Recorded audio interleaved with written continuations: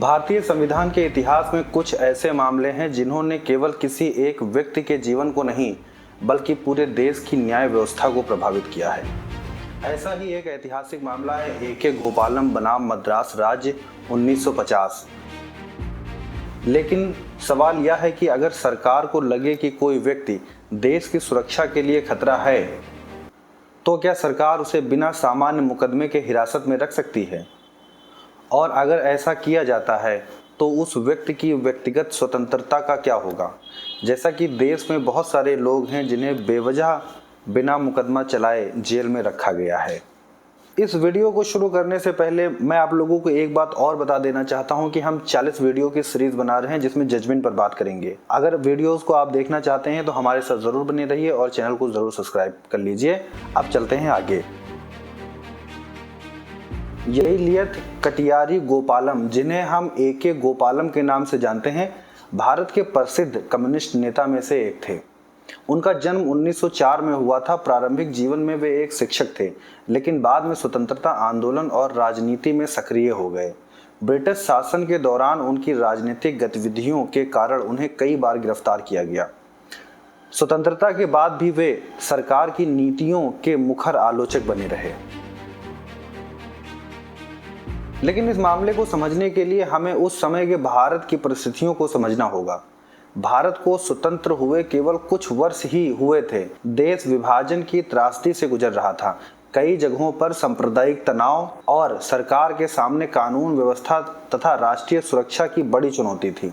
इन्हीं परिस्थितियों में सरकार ने प्रिवेंटिव डिटेंशन एक्ट 1950 लागू किया। अब सबसे पहले समझते हैं कि प्रिवेंटिव डिटेंशन एक्ट होता क्या है। आमतौर पर किसी व्यक्ति को अपराध किए जाने के बाद गिरफ्तार किया जाता है, लेकिन प्रिवेंटिव डिटेंशन में स्थिति अलग होती है।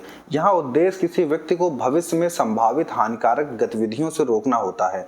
यानी सरकार कानून में निर्धारित परिस्थितियों के तहत किसी व्यक्ति को इस आशंका के आधार पर हिरासत में रख सकती है कि उसकी गतिविधियां सुरक्षा या सार्वजनिक व्यवस्था के लिए खतरा पैदा कर सकती हैं।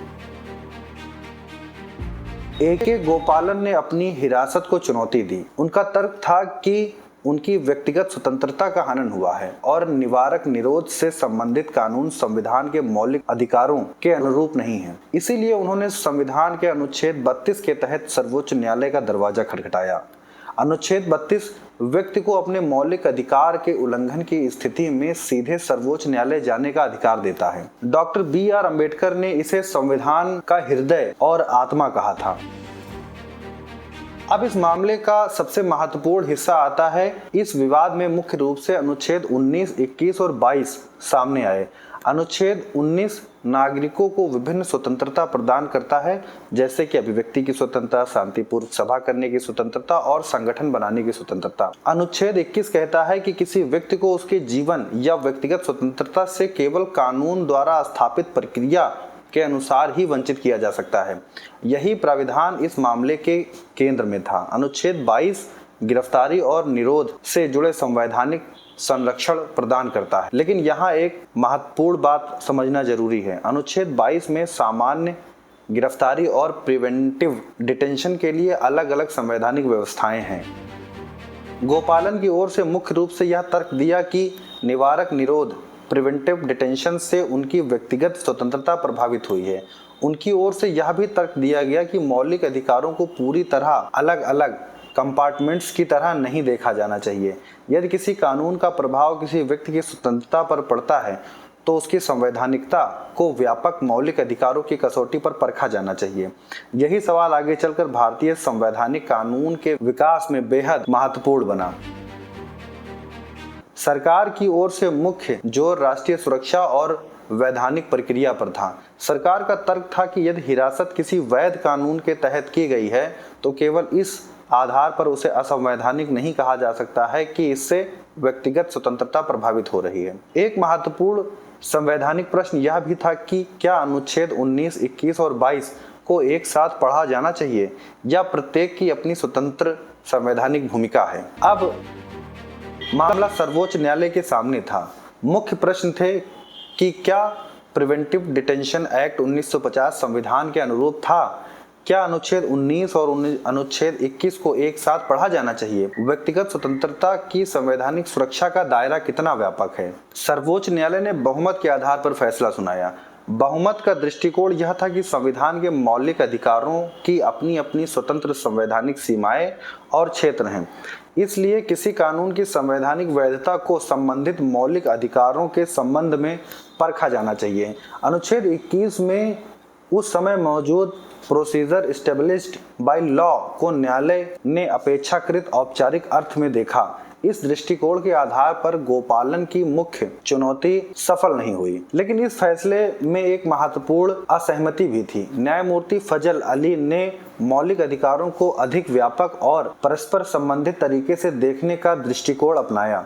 उनके अनुसार संविधान के मौलिक अधिकारों को पूरी तरह अलग अलग कंपार्टमेंट्स की तरह नहीं देखा जाना चाहिए। बाद के वर्षों में भारतीय संवैधानिक न्याय शास्त्र का विकास काफी हद तक उस व्यापक दृष्टिकोण की दिशा में ही हुआ। ए.के. गोपालन के फैसले के बाद में कई आधारों पर आलोचना हुई।